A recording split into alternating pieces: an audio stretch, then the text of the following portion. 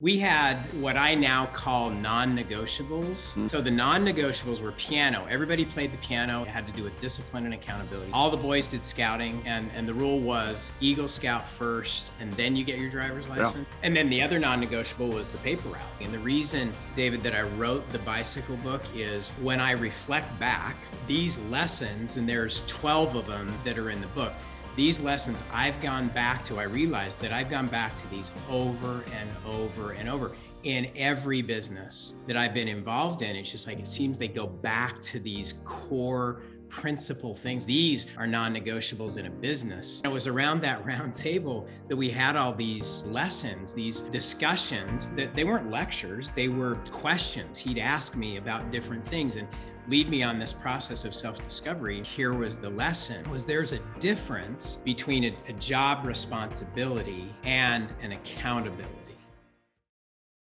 Good day, everyone. This is Dr. David Phelps of the Freedom Founders Mastermind Community and Dentist Freedom Blueprint Podcast. Today, back with one of my really good friends, a mentor, someone who's a mentor and a leader, definitely an influencer in our space, in the dental industry, but has his fingers in the mix, I would say gladly and willingly interfering in people's lives all across the board, and in a good way. When I say interfere, it's a good thing. Is that what I do, David? That's what you do. You interfere in people's lives, but it's good. It's Mr. Stephen J. Anderson. Stephen, so glad to have you back.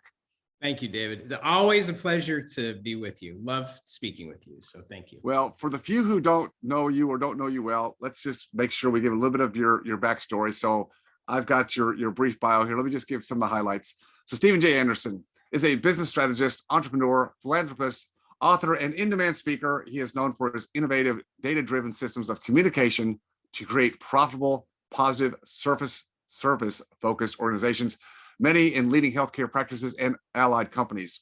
He has founded more than a dozen growing and diversifying businesses, including the Total Patient Service Institute, Keystone Dental Management, and Crown Council. He has propelled clients to the highest levels of performance and workplace morale. The Smiles for Life Foundation, a nonprofit that Steve co-founded, has raised nearly $50 million supporting healthcare and humanitarian initiatives worldwide. He is the founder of Eagle University, a week-long leadership program mentoring that gives high school and college students a head start on their careers. A portion of sales of his new book, The Bicycle Book, which we'll talk about today, will support needs-based scholarships for the Eagle University program. And I was so honored, so privileged and blessed to be able to be a part of that last year. It just, again, you're interfering in such a good way in people's lives. I love that. But Steve, we're about the book today. And I was talking to you before we started this actual interview podcast today, and just telling you how relevant the stories in this book were to me, and so many connections to the way we both grew up. And I think a lot of the people who will read this book will find many similarities. So let's dive in. The title of the book is The Bicycle Book, The Story of a Boy, His Father, a Paper Route, and 12 Secrets of Serving Others in Business and Life. And I told you that the paper route, the Schwinn bike, yours was purple, mine was red. It wasn't actually the bike I threw the paper route on, but anyway, not to go without saying. Let's dig into it. Where did this come from? The idea. So the idea was kind of multifaceted. I had a great relationship with my dad. He was, I had an unusual upbringing in that I've always said that I went to business school at age 12 because of the education I got from him. So he was really good, David, about sitting around the dining room table every night for dinner. And we had dinner religiously every night. I mean, it was, which there's same mom is putting together. Yeah. Very consistent. And there's some interesting data around that. Just as a side note, Columbia University's done a study, and they found that children who have dinner with the family 5 nights a week or more have a 40% better chance of getting A's and B's, a 60% better chance of never smoking, a 65% better chance of never smoking pot, and except in Colorado, and their verbal development is a lot more rapid. So there's some data around that, but I digress. But he was just really good about sharing, business ideas and just what he was doing. He led the largest ad agency in the Western United States his whole career. And so I was on a steady diet of, from kid on up of just marketing and sales and advertising and customer service and the whole deal. So he had a unique way of sharing that around the dinner table. And then combining that with the experience in one of my first jobs, which was a paper route, which is a thing, that really no longer exists anywhere. I mean, back in the day, you got your news in print on your front doorstep every day. That or either on the radio or TV. And the distribution method was young men on bicycles throwing papers. And that's how you got your news. And David, as you know, because you did this, it was an amazing learning experience because you were in business for yourself. I mean, this was a deal where the paper boy basically bought the papers from the newspaper company and then went and had to collect from each of the customers. So if you didn't collect, and so which means you had to actually deliver a service for which people would happily pay, which was a learning experience. And then yes, you had to collect it and be responsible for the receipts and then getting those back to what you owed on the papers. But I want to give a little more context here. Is you're the youngest in a family of 6 other siblings. I'm the last of 7. You're the last of 7. So this, for the boys, the males in your family, this was a bit of a rite of passage. Turning 12, as you state in the book, was something that something's going to happen here. So I want people to get that context. And sometimes in families, it seems like the eldest, which I happen to be the eldest in my family. So people say, well, the oldest, always has to be the one to be the forerunner and takes all the hits as mom and dad are figuring out things. And as it goes down the pipeline to the younger, they kind of get away with everything. Now, it doesn't seem like that happened in your family. Am I correct? Actually, I think in our family, the stakes went up the further you get down the line, because there's so many things. We had what I now call non-negotiables. Mm-hmm. So the non-negotiables were piano. Everybody played the piano. It didn't have anything to do with music. It had to do with discipline and accountability. So everybody played the piano. All the boys did scouting, and the rule was Eagle Scout first, and then you get your driver's license in that order. None of us ever dared test that. And then the other non-negotiable was the paper route. And so by the time it got to me, I'm the end of the line, and these are now well established. I mean, they're not even traditions. I mean, this is what we do. Nobody's bucking the system here.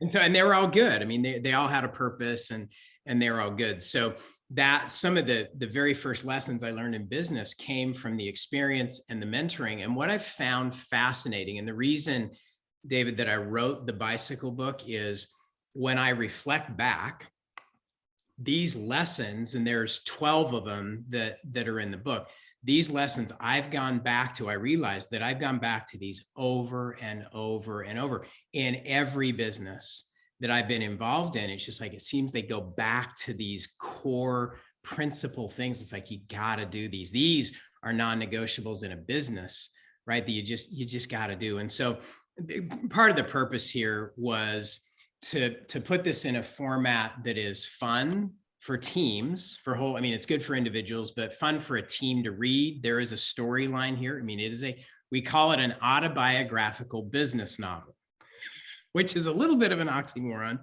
but it is all based on fact and true people. And of course, I couldn't go back, and I didn't have transcripts of all these dinner table conversations. So those have been recreated.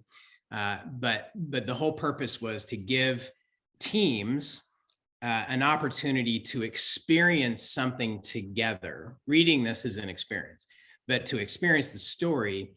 And then at the end of every chapter, there's very clear, hard-hitting, this is what you do. This is how you apply it in your business. And that's basically, it's come from how we've applied these over the years, these same principles in different businesses. So that's its whole objective. So its whole purpose is to help businesses and business people really take this proposition, this whole service proposition, to a much, much higher level.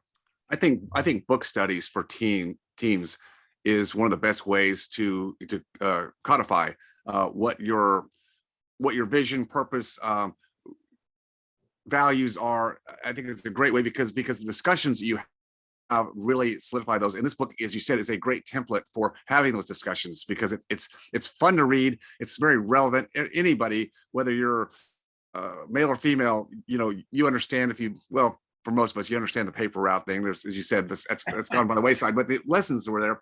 Let me ask you this: your dad had a unique way of mentoring. I think it's important. I think this is so good. I mean, obviously, tremendous wisdom that your father had, not just in his own business, but in the way that he was head of your family, and in helping your mother raise the family with principles.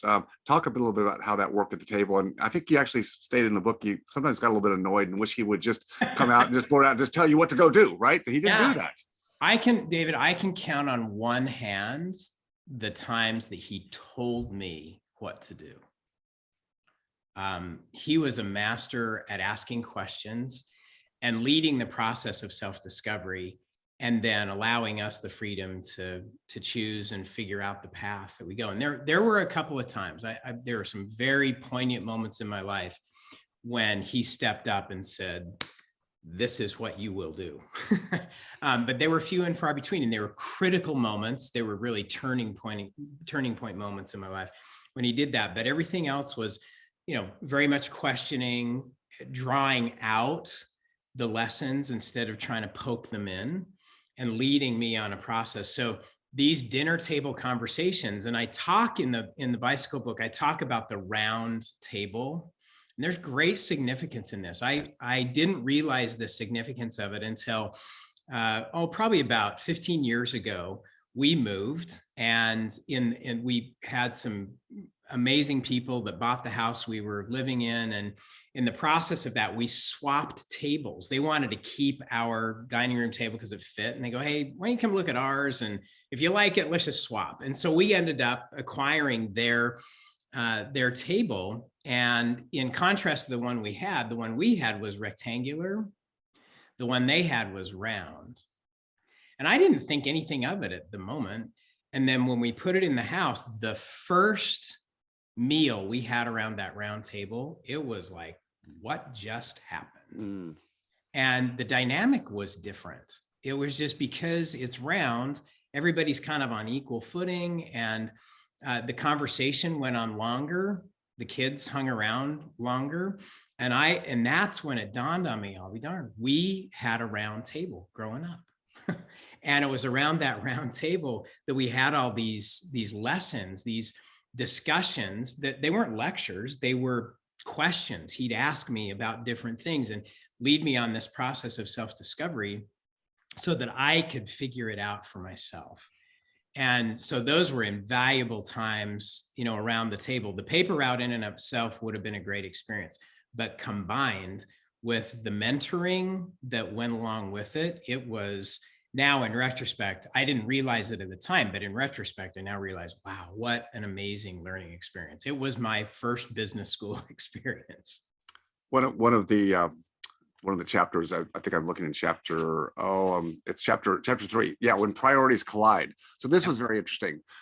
You've now got a run rate with your job of servicing people by throwing their paper every day, and yet also in the lineage of your family's hierarchy is scouting. As you said, you're not going to have a Utah driver's license unless you get in the scouting arena. And you went to your first scout meeting, and the scoutmaster talked about what this means. And every month there's going to be a camping trip. You'd head out on every month, and you head out Friday, and rain or shine, whatever. This was, David, you grew up in Colorado. I grew up in Utah, so you can relate to this, but we went camping 12 months a year. And so, it didn't matter. I remember I've got one of my favorite pictures camping is the camping trip we took up in the high Uinta Mountains in Utah. And there was at least 6-7 feet of snowpack. And I dug all the way down to the ground to set up my tent. So I got this picture of you can barely see me because the snowpack is clear up here. but it was an amazing experience. And so, yeah, so here's these non-negotiables, right? And this is just an invaluable lesson. So the paper route was a non-negotiable, scouting and Eagle Scout was a non-negotiable. And then, so both of these introduced at about the same time. And then I find out that once a month, this campout's mandatory.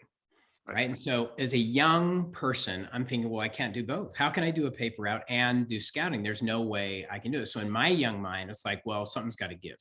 I've got to give up one of these, right? Because I can't do it all. And this, now in retrospect, this is pretty common sense, but at the moment, it was a really valuable lesson that I think any business needs to train everybody in the organization. But here was the lesson. Was there's a difference between a job responsibility and an accountability. I mean, a lot of times we get this really mixed up, responsibilities versus accountability. So my job, the job that I signed up for was I'm going to deliver newspapers. The result, though, that I really had, the result that I was really accountable for was the paper on the porch at a certain time every day. 6 o'clock was the service standard. But I naively thought that meant every day I had to go out and, it was my responsibility to do that. And that's when he taught me the difference between the job and the accountability. The job was get the papers out. The accountability was the end result. And again, common sense. But so often we get tunnel vision thinking, I just can't do everything. It's the accountability for the result versus the job that actually needs to be done. And they're two different things. And so obviously, the solution to this was common sense and easy, which is I had a bunch of my friends that were on call that I hired to get the end result on the days that I was not present so I could do both. But I still owned the accountability for the result. And there's a difference between, getting the job done and who owns the accountability. So simple lesson. Oftentimes, I think we get that confused in organizations, accountability versus, the different tasks that need to be done. But that was invaluable to me to then say, okay, I own the accountability for the result. And there's a lot of different ways that I can get that result. And sometimes you got to pivot and you got to enlist the help of other people. You got to go about it in a different way and still have the accountability for the end result. So it's a valuable lesson. If you enjoyed watching or learning from this video, please leave a like and subscribe to my channel for more content. If you have a question about any of my content or this specific video, just please leave a comment down below. And as always, stay focused on your freedom. I'll see you next time.